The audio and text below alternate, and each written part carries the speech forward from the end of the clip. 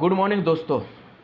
मैं हूं संतोष और फिर मैं एक नया टॉपिक के साथ। आज का टॉपिक है बहुत इंटरेस्टिंग और टॉपिक एक कहानी से शुरू करूंगा। इस टॉपिक का निष्कर्ष ये होगा कि पैसा कुछ अच्छाई के लिए होता है और अच्छाई तभी होगी जब आपका दिमाग अच्छा होता है। बहुत समय पहले की बात है। एक राजा अपने दरबार में पूरे मंत्रियों के सभा में बैठा हुआ था और अचानक उसके दिमाग में एक चीज़ आई, क्यों नहीं आज मैं अपने मंत्री से पूछूं कि राजा के अंदर गुण क्या है और अवगुण क्या है। और इसी पर उन्होंने पूछ डाला कि मंत्री तुम बताओ मेरे अच्छा क्या है, अच्छाई मेरे अंदर और बुराई मेरे अंदर क्या है। सबको मौका मिलेगा।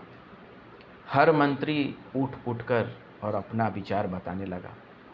और आपको भी पता है कि चापलूस से भरा हुआ सब दरबार, मैक्सिमम जो लोग सोचते हैं कि मैं चापलूसी कर लूँगा तो मुझे तरक्की हो जाएगी, मैं आगे बढ़ जाऊँगा, ये गलत बात है। तो लगभग उसमें चापलूस थे। सबने उठा, राजा को पूरा तारीफ़ की। राजा आपके पास सैन्य है, राजा आप बहुत मजबूत है, राजा आपकी सैन्य पूरी दुनिया में किसी के पास नहीं है, आपकी बुद्धि बहुत मजबूत है, आप शक्तिशाली है, आप तलवार में नंबर 1 है, धनुष बाण में आपको कहना नहीं है, आप एक साथ हजारों सैनिक का सामना कर सकते हैं।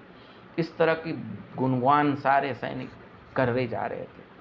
किसी ने कोई बुराई नहीं की, कुछ भी खराब नहीं कहा, केवल अच्छाई या अच्छाई। राजा खुश हो रहा था, बहुत खुश हो रहा था। उस बीच में एक ईमानदार और रियल में मैं कहूं कि सच्चा शुभ चिंतक उस राजा का था। और उन्होंने उठा और बोला, राजा आपके पास रियल में ये सारे गुण हैं, लेकिन किसी ने आपका अवगुण के बारे में नहीं बताया। तो मैं केवल आपके अवगुण के बारे में बताऊंगा, क्योंकि सबसे पहला अवगुण आपके पास क्या है ना, कि आपका दरबार में जो मंत्री है ना, वो आपको ग्रोथ के लिए नहीं बात करते हैं, आपकी बर्बादी का कारण है।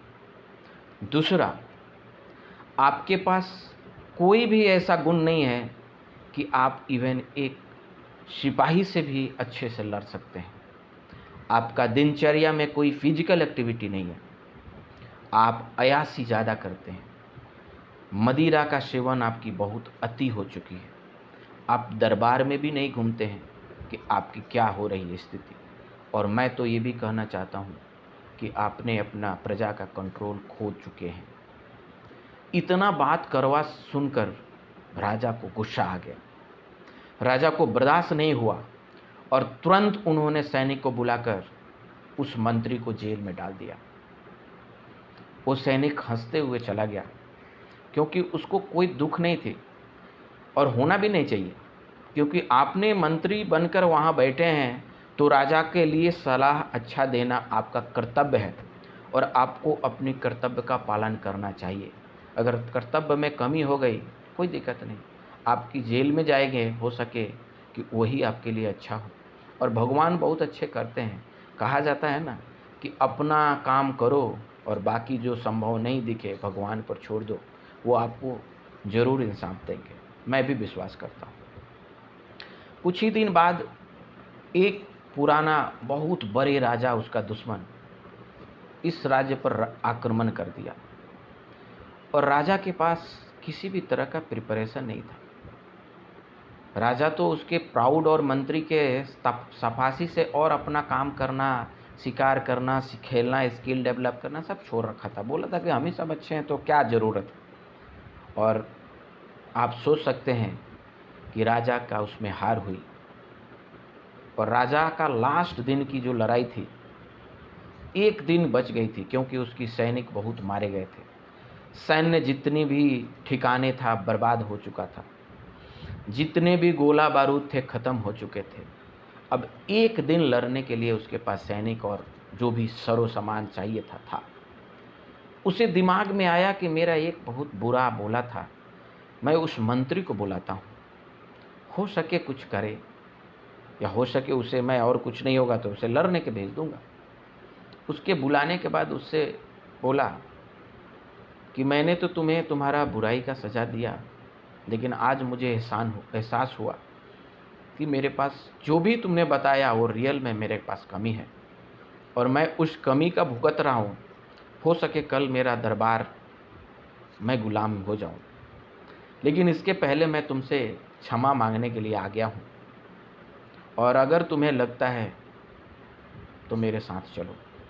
मंत्री बहुत खुश हुआ, बोला राजा आपने ऐसे कैसे बोला कि लगता है, आपका हक है मुझे आदेश देने के लिए, क्योंकि मैं आपका मंत्री हूँ, मैं आपका पैसा खाया हूँ, मैं आपका नमक खाया हूँ, मेरा परिवार आपके पैसे से चलता है, मेरा कर्तव्य है आपके लिए लड़ना। और उस मंत्री ने पूरे रात पूरे स्ट्रेटजी के साथ जितने भी सक्षमता था उसके पास, सारे टीम के अंदर एक जुनून, मोटिवेशन, एनर्जी, और जो कहा जाता है ना सुनामी ला देना, वो ला दिया। और जितने भी छोटा संख्या था ना, उसने बहुत अच्छा से स्टडी किया, और अगला दिन शुरू होते ही आक्रमण से पहले, क्योंकि जो अपोजिट पार्टी था ना उसने समझ लिया था कि अब मैंने ख़त्म कर रखा था, उसने अपने आप को थोड़ा ढीला कर रखा था, थोड़ा असावधान था। मंत्री सोए हुए थे उसके, और घोड़ा और जो भी सैनिक थे मतलब पीकर दारू पार्टी मना रखे थे, क्योंकि उन्होंने अस्वस्थ थे कि कल हमें आक्रमण करके जीत लेना है और इस पर राज करना है। इसी का फ़ायदा उठाया उस मंत्री ने और उस सब को बंदी बना लिया, और आखिर में जीत इस राजा को हुई।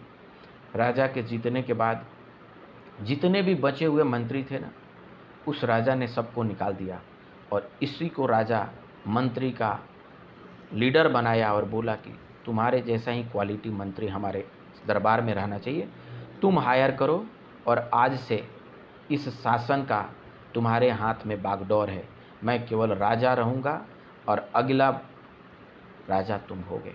उसने डिक्लेयर किया और उस मंत्री को राजा बनाया, खुद वहाँ से राजाशाही छोड़ दी, उस दरबार में बैठा रहा एक बुजुर्ग की तरह। लेकिन इसी को कहा जाता है कि ईमानदार, थोड़ा क्षणिक दुख होता है, लेकिन ईमानदार रहना ज़रूरी है।